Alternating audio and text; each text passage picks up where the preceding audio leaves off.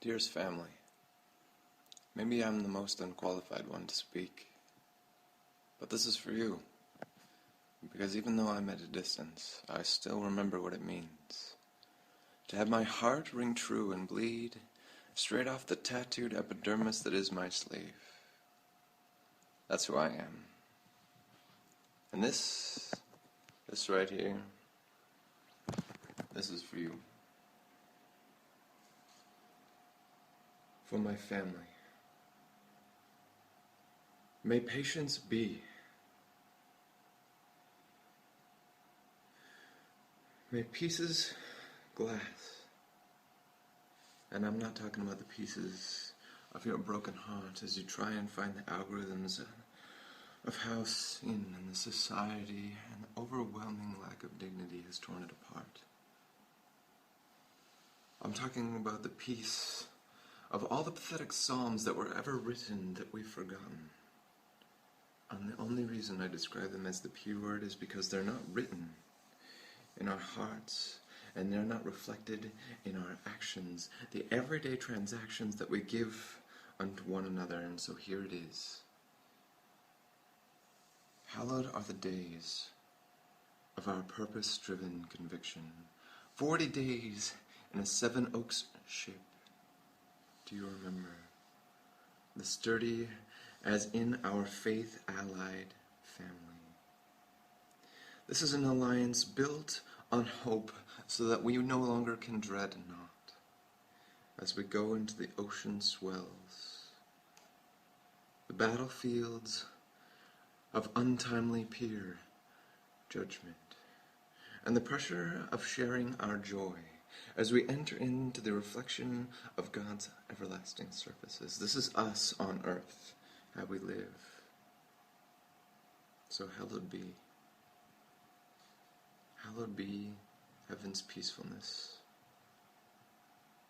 upon each and every united one of us together. May the glass realm of patience be silently reflected in your forgiveness, a swelling revival tide of the heart's peace. And I'm not talking about a fire. The algorithms of such words are stained in my memory, for they are mere meager metaphors that aren't lived. They aren't the daily actions of good towards one another spread across our lives.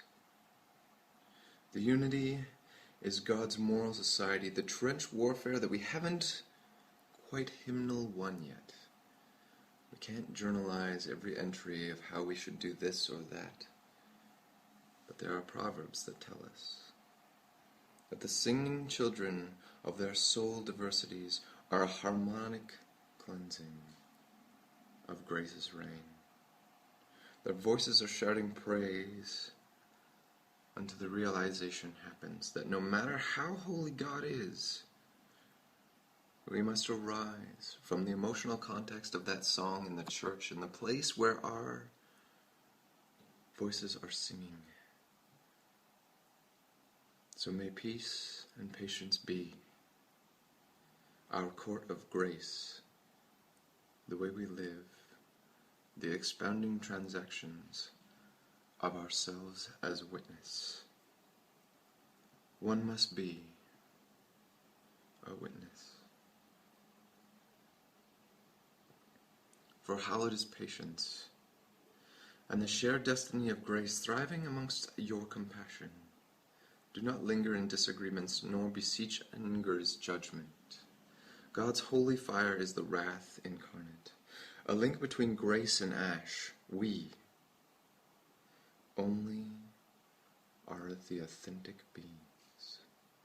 This is a question to ponder, that whether you are worn out by nature's cancerous transit, the daily habitual actions of gossip, prejudice, and unforgiveness, to delve into the lethargy of selfish apathy, would you raise a finger of hope? In any to every single moment of your faith unholy bone-united lives, the exoskeleton of your own genesis is that you would find time to do so. And at the edge of your faith into the next life, you would do this.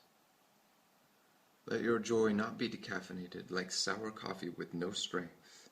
Move with the assurance of grace and a single belief that is your conviction, and do not quarrel in meager disagreements, because it is not what you say with your mouth that is, I believe this or that, or this is my faith and this is how I show you it. I don't care what you believe. I care. I care how you live it. So, Seven Oaks family, this is for you. From a meager poet, a psalmist, unqualified to speak, whose mere transactions in this world are every moment I write and live to share hope that is the inspiration destiny of everyone's existence. Do not be tempted by austerity's epidermis false convictions.